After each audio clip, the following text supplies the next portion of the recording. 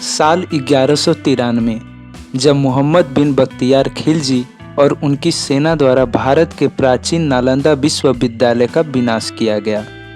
नालंदा जो संस्कृत के 3 शब्द ना, आलम और दा से मिलकर बना है, जिसका अर्थ होता है ज्ञान के उपहार पर कोई प्रतिबंध न लगाए। नालंदा विश्वविद्यालय तक्षशिला के बाद दूसरा सबसे पुराना विश्वविद्यालय है। यह विश्वविद्यालय 1500 साल पुराना है और इसकी स्थापना 5वीं शताब्दी में गुप्त वंश के राजा सम्राट कुमार गुप्त ने की थी। यह विश्वविद्यालय राजगीर से 11.5 किलोमीटर उत्तर में स्थित है। यह दुनिया का पहला ऐसा विश्वविद्यालय था जहां छात्रों के रहने के लिए आवास की भी सुविधाएं थी।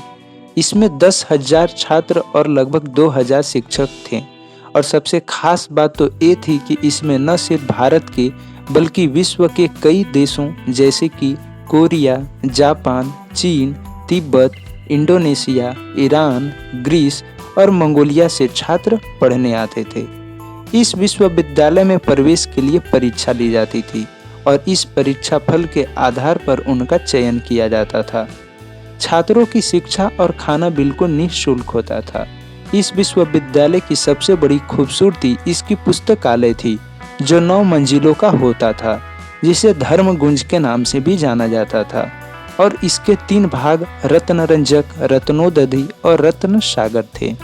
इस पुस्तकालय में 90 लाख पांडुलिपियां और हजारों पुस्तकें होती थी। इस विश्वविद्यालय में साहित्य, ज्योतिष, कानून, खगोल विज्ञान, युद्ध विज्ञान, इतिहास, गणित, वास्तुकार, भाषा विज्ञान, अर्थशास्त्र और चिकित्सा जैसे विषय पढ़ाए जाते थे। इस विश्वविद्यालय की एक और खास बात ये थी कि कोई भी फैसला सभी की सहमति से लिया जाता था। शिक्षकों के साथ ही साथ सारे छात्र लोग भी अपनी राय रखते थे, यानी यहाँ पर उस समय लोकतांत्रिक व्यवस्था थी। इस विश्वविद्यालय को बनाने की वजह ध्यान अध्यात्म के लिए जगह बनाना था और ऐसा माना जाता है कि गौतम बुद्ध भी यहाँ कई बार आते थे और रुकते थे। नालंदा विश्वविद्यालय के अवशेष 1.5 लाख स्क्वायर फीट में मिला है और ऐसा माना जाता है कि यह विश्वविद्यालय का केवल 10% भाग है। इस विश्वविद्यालय में कई विद्वान व्यक्तियों ने अध्ययन किया था, जिसमें हर्षवर्धन, धर्मपाल, वसुबंधु, धर्मकीर्ति, आर्यवेद एवं नागार्जुन जैसे विद्वान व्यक्ति शामिल हैं। नालंदा विश्वविद्यालय के इतिहास की खोज चीन के होन त्सांग और इटिंग ने की थी और इन दोनों ने इसे दुनिया का सबसे बड़ा विश्वविद्यालय कहा। नालंदा विश्वविद्यालय का पतन। नालंदा विश्वविद्यालय पर 3 बार आक्रमण किया गया था, लेकिन इसे केवल 2 बार ही बनाया गया था। पहला आक्रमण 455 एडी से 470 एडी के बीच समुद्रगुप्त के शासनकाल के दौरान हुआ। यह आक्रमण एशियाई जनजातीय समूह हुनस द्वारा की गई थी। उनके आक्रमण करने का उद्देश्य महंगी चीज़ों को लूटना था। हुनस इन सारी चीज़ों को लूट लेता है और चला जाता है।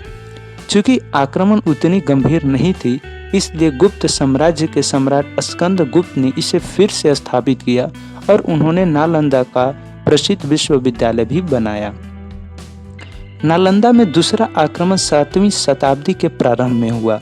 यह आक्रमण बंगाल के सम्राट गौडस राजवंश द्वारा किया गया था। इस हमले के पीछे का कारण राजनीतिक असंतुलन था।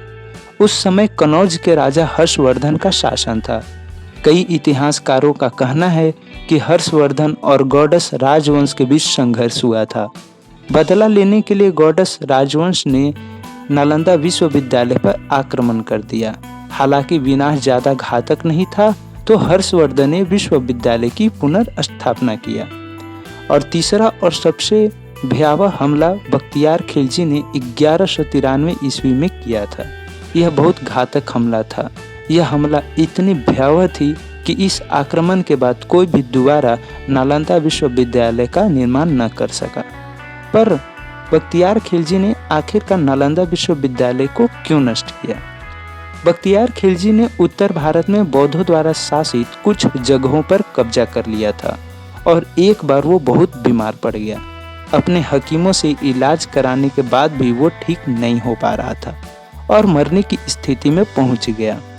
फिर किसी के द्वारा उसे सुझाव दिया गया कि नालंदा विश्वविद्यालय के आयुर्वेद विभाग के प्रमुख आचार्य राहुल श्रीभद्र से इलाज कराए, लेकिन खिलजी इस बात को नकारता है और बोलता है कि मुझे अपने हकीमों पर पूर्ण विश्वास है।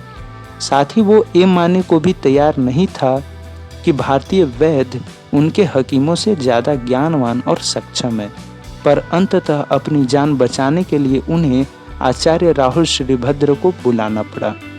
तब बख्तियार खिलजी उनके सामने एक अजीबोगरीब शर्त रखता है और कहता है कि मैं उनके द्वारा दी गई किसी भी तरीके की दवा नहीं लूँगा। वह बिना दवा के इसका इलाज कर सकता है क्या? वैद्यराज आचार्य राहुल श्रीभद्र उसकी सारी शर्त मान लेता है और उसे पढ़ने के लिए कुरान देते हैं। वैद्यराज के बताए अनुसार बख्तियार खिलजी कुरान पढ़ता है और ठीक हो जाता है। राहुल श्रीभद्र ने कुरान के कुछ पन्नों पर दवा का लेप लगाया था। वह उन पन्नों को थूक से पढ़ता चला गया और ठीक हो गया। पर खिलजी इस बात से परेशान हो गया कि एक भारतीय विद्वान और शिक्षक को उनके हकीमों से ज़्यादा ज्ञान था। फिर उसने देश से ज्ञान, बौद्ध धर्म और आयुर्वेद के जड़ों को खत्म करने का फैसला किया और फिर खिलजी और उसके सेना ने मिलकर नालंदा विश्वविद्यालय पर आक्रमण कर दिया। नालंदा विश्वविद्यालय के महान पुस्तकालय में आग लगा दी, जिससे सारी पांडुलिपियां और पुस्तकें जलकर खाक हो गई।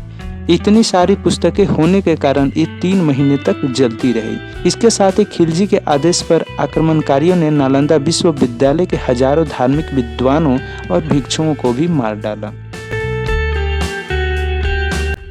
Revival of Nalanda university. मार्च 2006 में बिहार राज्य विधानसभा को संबोधित करते हुए भारत के पूर्व राष्ट्रपति डॉक्टर APJ अब्दुल कलाम बनाने का प्रस्ताव रखे थे। 2007 में नालंदा को फिर से स्थापित करने के प्रस्ताव को फिलीपींस में ईस्ट एशिया समिट में समर्थन मिला और 2009 में फिर से थाईलैंड में हुए इस सम्मेलन में इसे दोहराया गया और अंततः 2010 में इंडियन पार्लियामेंट द्वारा नालंदा यूनिवर्सिटी बिल पास किया गया। मुख्यमंत्री श्री नीतीश कुमार के नेतृत्व में बिहार राज्य सरकार ने विश्वविद्यालय परिसर के लिए 455 एकड़ भूमि दिया। इस प्रकार नालंदा विश्वविद्यालय की पुनर्स्थापना हुई और 2017 से 2023 के दौरान नए परिसर का निर्माण किया गया। Famous architecture Padma Vibhushan RBV Joshi ने आधुनिक सुविधाओं को जोड़कर प्राचीन नालंदा विश्वविद्यालय को पर्यावरण के अनुकूल डिजाइन किया। यह 100 एकड़ के जलाशयों में फैला हुआ है।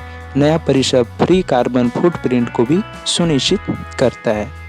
भारत के साथ ही साथ 17 और देशों ने भी इसके पुनर्स्थापना में सहयोग दिया, जिसमें Australia, Bangladesh, Bhutan, Cambodia, China, New Zealand, पुर्तगाल, सिंगापुर और साउथ कोरिया भी शामिल है।